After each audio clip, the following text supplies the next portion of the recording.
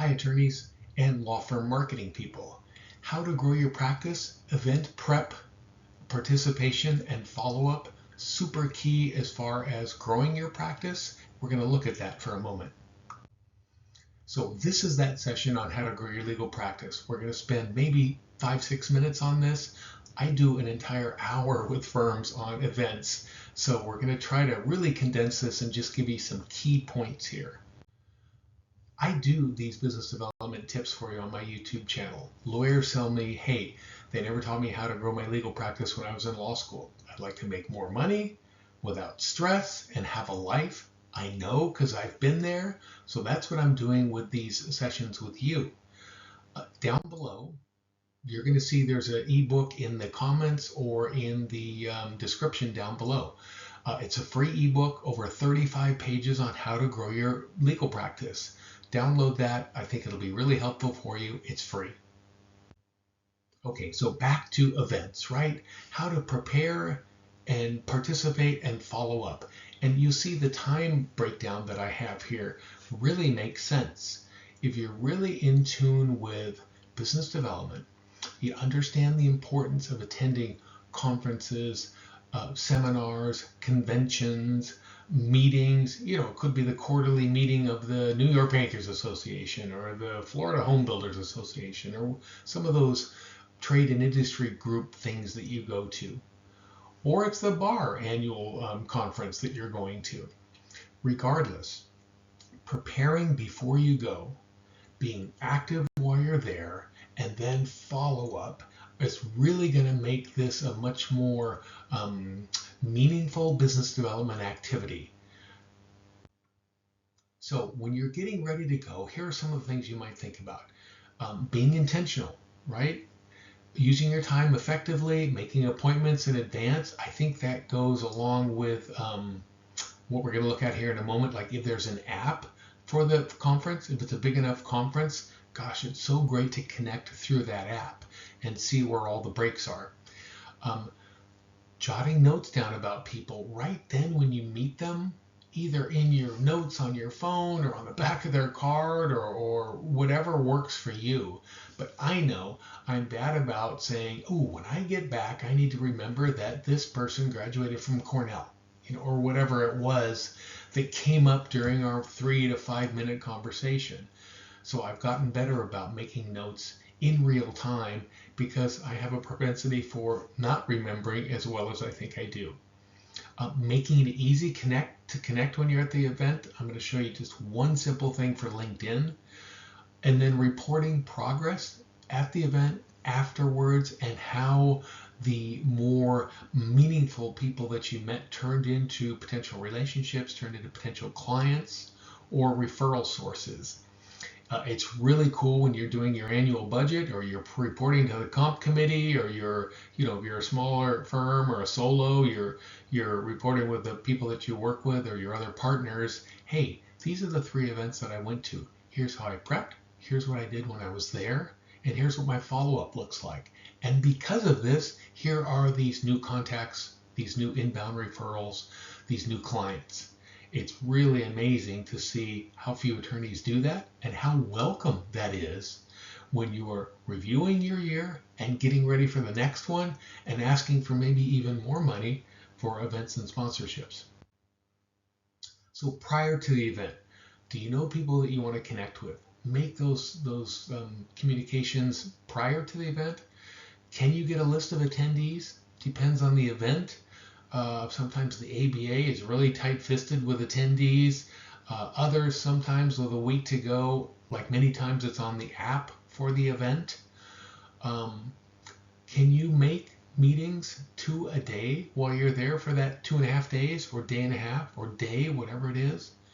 So you get the list in advance. You see people that you want to connect with. Maybe you know them, maybe you don't, but you reach out and you make meetings in advance. Hey, the morning coffee breaks at 10 o'clock. Let's meet over by the vendor table for, whatever, or outside the breakout room for the executive committee.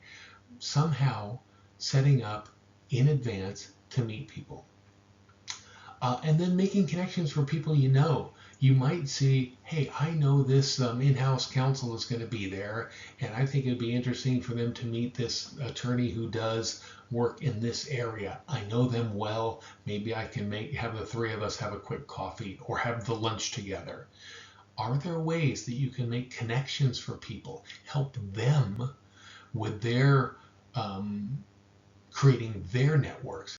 Boy, that goes a long way to you looking good in both of their eyes, and raising your profile and being top of mind when you're helping people connect like that. Just a little thing when you're at the event, making an easy connect. LinkedIn is the business social network of choice. We all know that. But there's a really cool way, if you're on LinkedIn, to tap onto that search bar, and in the upper right-hand corner on your profile, so you go into LinkedIn, your profile, onto that search bar at the top, and there's that little code, that little icon there in the upper right-hand corner where that arrow is pointing. If you click on that, it'll give you a QR scan code for your profile. And it is so cool when you have that 2 or 3 minutes with somebody on a coffee break to say, hey, we really should connect. Boom, and you have this as a picture. So, either have LinkedIn with that sitting there, or just do a screenshot of this. Say, look, here I am on LinkedIn. Get your phone out. There you go. Now we're connected. Great. Look forward to talking to you in the next couple of days. What a great little way to connect. Sure, you can pass out business cards. Yes, you can, exchange numbers. But here's something that gets you and them connected through LinkedIn. Great idea. Easy idea. Follow-up. The first 21 days after meeting somebody are the most important time to solidify and build out that connection. So that's why I have this little arrow here and these 3 boxes. The event is over, okay? 33% prep work, 33% of your time is at the event. Now, a third of your time after event is spent like this. What are you going to do in those first 21 days? And is this really somebody who's turning into something? Let me add them to my quarterly outreach. I do other sessions on client and referral source outreach. They're on this channel, so you might want to check those out to see what quarterly outreach looks like. Here's what you do. Within 24 hours, within week 1, within week 2. I'm not going to read all of this out, but take a look here how important it is to be pretty immediate. Not bothersome, not salesy. Man, 3 little connections during those, or communications during those first 21 days makes that passing acquaintance into a connection. Down at the bottom there, I say, hey, remember quarterly outreach, and remember the pipeline. I have a session on the pipeline, what it looks like, how to elevate somebody over time and in the depth of the connection, so that casual acquaintance then gets some outreach from you, then gets onto your newsletter list, then gets invited to an event, then gets introduced to somebody in their business that they should know, then sends you a case, then becomes a referral source for you.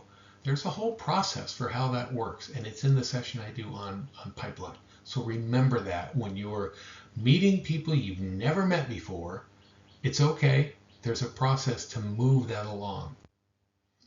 When you do this, when you do small, consistent, regular acts of business development to grow your practice, you experience small successes.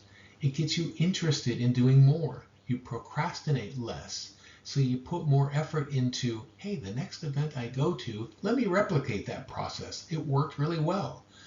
All of the things I do on my YouTube channel or that are in that free ebook down below are kind of built on this model. Small, consistent, regular actions grow your business and move you along in that, what I was talking about before, making more money with less stress and having a life. Hopefully this was helpful for you. If so, please like this video, subscribe to my channel, make sure to get that free ebook. It's jam-packed full of great information. And I believe once you sign up for it, there's also an offer to get my first session. We can work together one-on-one for free. So that's a great value add in getting that ebook. Look forward to seeing you next time, or look forward to getting a message that you have the ebook and we're going to have a free session together. Thanks.